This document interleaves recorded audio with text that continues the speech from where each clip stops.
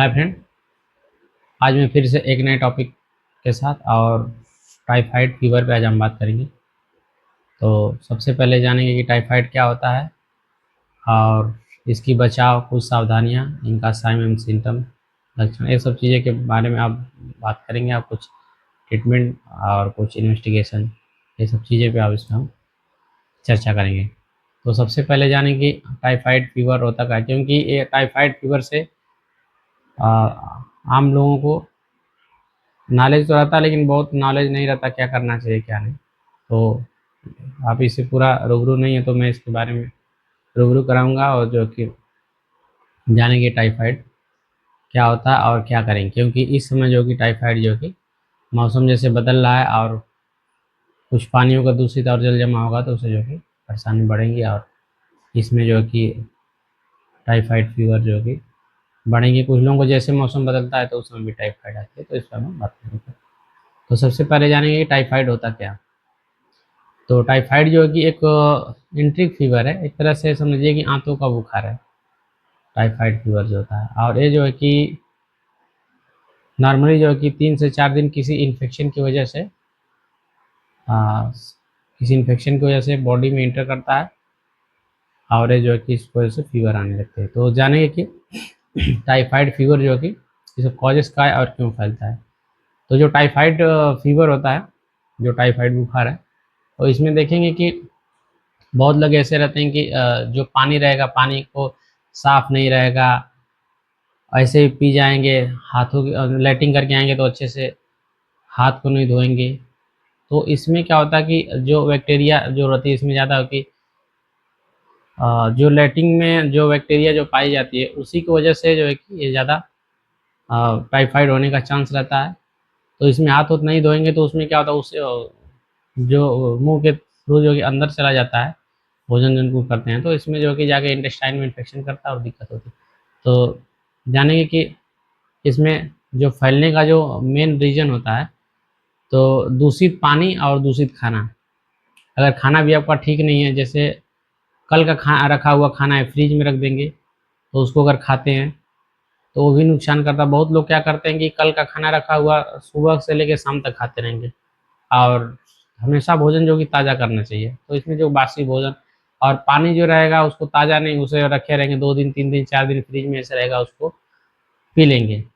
और कहीं कहीं ऐसे मैं देखा हूँ कि जो पानी रहता है, जो बोरवेल है, वहाँ का पानी ठीक नहीं रहता है। जैसे अगल बगल क्या होता है कि सूखी लैट्रिन होती है, कभी का उसका भी शोध पकड़ता है तो उसमें जो कि स्मेल आती है, तो भी चीज़ें जो कि बॉडी को हार्मफुल पहुँचाता है। तो पानी और खाना ये बहुत ही ज़्यादा इम्पोर्टेंट होता है। और दूसरी चीज़ एक और कि हवा। हवा जो कि जिस एरिया में हम रहते हैं वहाँ पे शुद्ध हवा मिलनी चाहिए। क्योंकि अगर हवा अगर शुद्ध है तो आप ठीक रहेंगे, स्वस्थ रहेंगे। क्योंकि जो वायुमंडल है इसमें कई प्रकार के जो है कि हवाएं रहती हैं, तो हमें ज़्यादातर जीने के लिए ऑक्सीजन बहुत ज़रूरी होता है।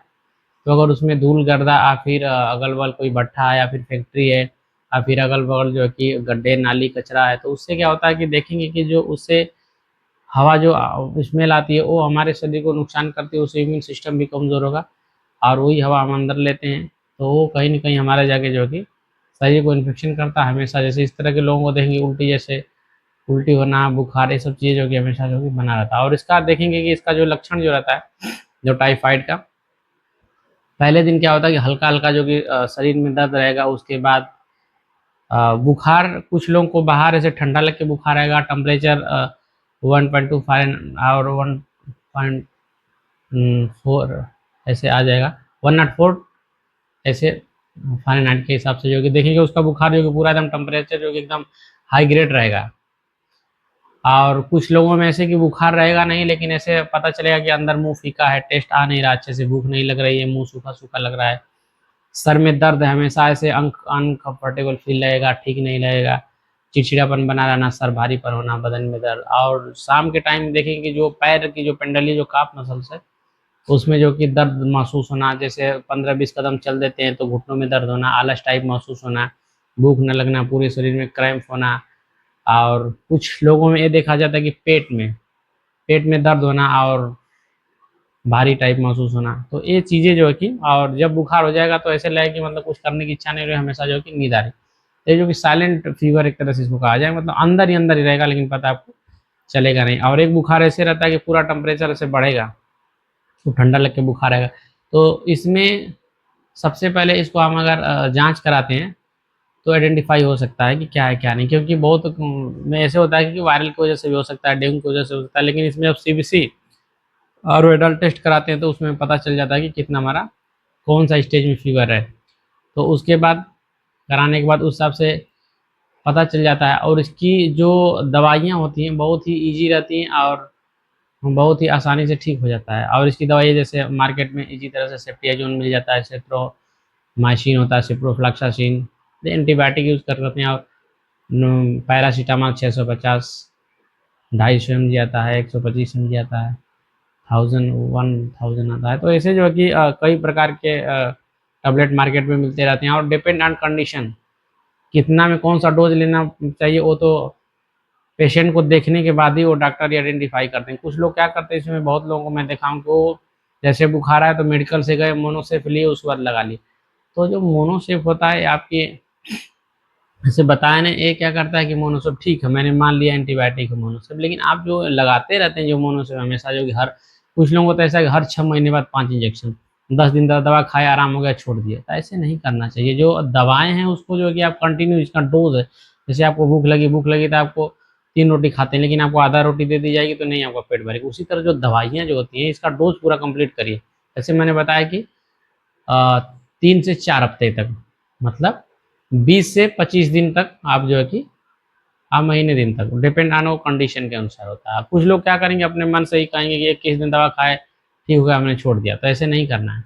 दवा जो है कि कम से कम लगातार जो कि 27-28 दिन, डॉक्टर जिस हिसाब से बताते हैं, कभी 25 दिन, कभी 28 दिन, क्योंकि हमारा जो चैनल होता है 14 से 18 दिन का इसका चैनल होता है, और ये जो कि लगातार कंटिन्यू जो एंटीबायोटिक देते हैं तो चैनल हमारा जो है टूटता है, उसकी वजह से जो बुखार देते ब्रेक डाउन हो जाता है, और बुखार जो ब्रेक हो, फीवर हो जाता है, उसको से बुखार नहीं आएगा इसमें, काफ़ी आलस टाइप थोड़ा रहेगा, और बदन में दर्द, सर में दर्द थोड़ा सा रहेगा, लेकिन दवा कंटिन्यू करते रहेंगे। और थोड़ा इसमें क्या होना है कि आपको लिक्विड चीज़ ज़्यादा अच्छा होना है, जैसे दाल का पानी लेना, नींबू चीनी नमक का घोल लेना, ओआरएस लेना, और फ्रूट्स वगैरह ले सकते हैं अच्छे से, फ्रूट्स का जूस ले सकते हैं, संतरा का जूस, नारियल का जूस, ये सब चीज़ें मतलब लेना है कि जो आपको बहुत जल्दी से डाइजेशन हो जाए, क्योंकि इसमें जो टाइफाइड फीवर जो होता है एक प्रकार के, समझिए कि आँत का ही बुखार है।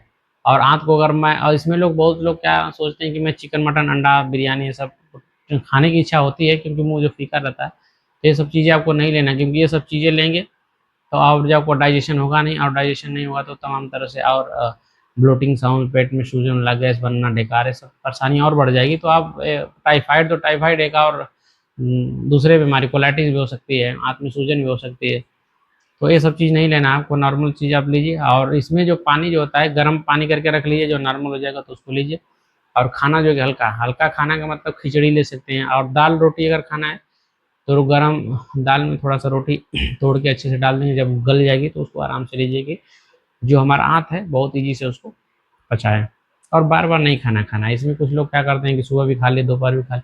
बहुत पेशेंट ऐसे आएंगे, वो पूछेंगे सर मैंने सुबह में तो एक ही रोटी खाया, तो हमें ताकत कैसे आएगी? ऐसा नहीं है कि हम 4 रोटी खाएँ, 10 रोटी खाएँगे तो भी ताकत आएगी। जो भी चीज़ हम खा रहे हैं, आधा रोटी चाहे 1 रोटी खा रहे हैं, अगर जो भी उसमें से हमारी शरीर एक तरह से समझिए उसमें से निचोड़ के जो भी हमारा न्यूट्रिशन, कार्बोहाइड्रेट, आयरन, कैल्शियम हमारे बॉडी में जो पहुँचाता है, तो क्या करता है कि अगर थोड़ा भी लेते हैं अगर उसमें से निकलता है तो ठीक है। अगर ये नहीं कि पूरा खा लिए 4-5 रोटी और डाइजेशन भी सही से ना, उल्टी भी हो जाए, एक और परेशानी हो जाए, तो ये नहीं करना आपको। जब भी आप बीमार पड़े हल्का भोजन लें, दिन में 2 से 3 बार ले सकते हैं, लेकिन सबसे आप मेंटेन रखिए 8 से 10 गिलास पानी हमेशा लेते रहें। और इसमें जो कि रेस्ट की ज़रूरत रहती है, बहुत लोग क्या करते हैं गोली खाए उसके बाद घूमने लगेंगे, धूप में घूमेंगे, काम करेंगे, सब करेंगे, ऐसा नहीं करना। उसमें आपको बहुत ज़्यादा रेस्ट की ज़रूरत होती है। जब रेस्ट लेंगे, खाना खाएँगे अच्छे से, तो बॉडी क्या करती है, धीरे-धीरे जो कि इम्यून सिस्टम बढ़ेगा, शरीर में थोड़ा-सा एनर्जी आएगी, तो धीरे-धीरे आप इससे जो कि ठीक हो जाएँगे। क्योंकि इसमें बहुत ज़्यादा घबराने की ज़रूरत नहीं। और लोग क्या करते हैं, जैसे मैं मोनोसेप की बात करी, तो मोनोसेप में क्या होता है कि लोग बार-बार लगवाते हैं, तो मोनोसेप आपको बार-बार नहीं लगवाना चाहिए, कोई भी एंटीबायोटिक बार-बार ना लगवाएँ। जो भी मैंने दवा बताया इसमें इसको रिकमेंडेड कर सकते हैं, ले सकते हैं, और उसको और उसे जो कि आराम से जब खाएँगे धीरे-धीरे, तो धीरे-धीरे सही हो जाता है। कोई ज़रूरी नहीं कि एंटीबायोटिक लेंगे। बहुत लोगों को मन में रहता है कि नहीं, नहीं जब तक इंजेक्शन नहीं लगेगा तब तक नहीं सही होगा। क्योंकि ये ज़्यादा एंटीबायोटिक लेने से जो आदमी की इम्यून सिस्टम भी कमज़ोर होती है, आयु भी कम होती है। तो ये बहुत एंटीबायोटिक, क्योंकि एंटीबायोटिक क्या करती है कि हमारे कुछ अच्छी भी एंटीबायोटिक होती हैं, अच्छी जो हमारी बैक्टीरिया जो हमें जीने के लिए हैं, हमारी इम्यून सिस्टम वो भी धीरे-धीरे मारता है, कमज़ोर करता है। तो ये चीज़ें आप ध्यान में रखते हुए आप टाइफाइड का इलाज करें। और खाने में बहुत लोग इसमें भात की भी मैं बात करता हूँ कि भात नहीं खाना, तो चावल इसमें खाना है, ऐसा कोई बात नहीं चावल नहीं खाना है।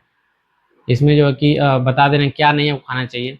जैसे चिकन हो गया, अंडा हो गया, मछली, मुर्गा, बाहर की तली हुई चीज़, खुली हुई चीज़, केला, ये सब चीज़ें आपको नहीं खाना। बाकी जो है कि खाने में आप जो कि दाल रोटी ले सकते हैं, संतरा ले सकते हैं, नींबू चीनी नमक का घोल ले सकते हैं, अनार का जूस ले सकते हैं, मौसम्मी का जूस ले सकते हैं, ये सब चीज़ें ले सकते हैं।